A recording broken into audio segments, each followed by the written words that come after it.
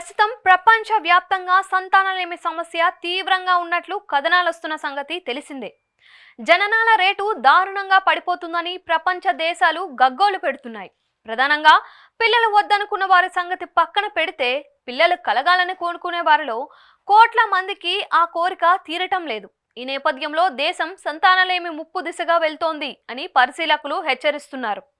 మారుతున్న జీవనశైలి, ఆహారపు అలవాట్లు, కాలుష్యం, పని ఒత్తిడి మొదలైన సమస్యల కారణంగా సంతానలేమి సమస్య పెరిగిపోతుందని, ఈ సమయంలో కాస్త ఆర్థికంగా బలంగా ఉన్నవారు కృత్రిమ గర్భధారణ చేయించుకుంటున్నారు. మిగిలిన వారు ఆ అవకాశాన్ని సైతం పొందలేకపోతున్నారు. తాజాగా ఈ విషయాలపై ఇందిరా ఐవీఎఫ్ వ్యవస్థాపకులు డాక్టర్ అజయ్ మూడియా స్పందించారు.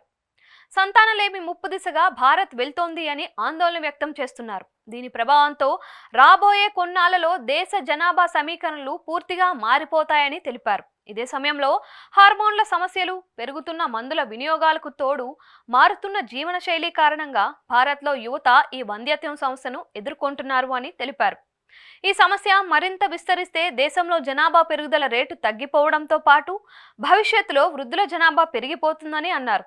ఇప్పటికే పలు ఆసియా దేశాలు ఈ తరహా సవాళ్లను ఎదుర్కొంటున్నాయని వివరించారు. ఈ పరిస్థితి మనకు రాకూడదు అంటే ప్రభుత్వ వెటర్నరీ వైద్య నిపుణులకు ఐవీఎఫ్ చికిత్సా పద్ధతులపై శిక్షణ ఇవ్వాలని ఆయన సూచించారు.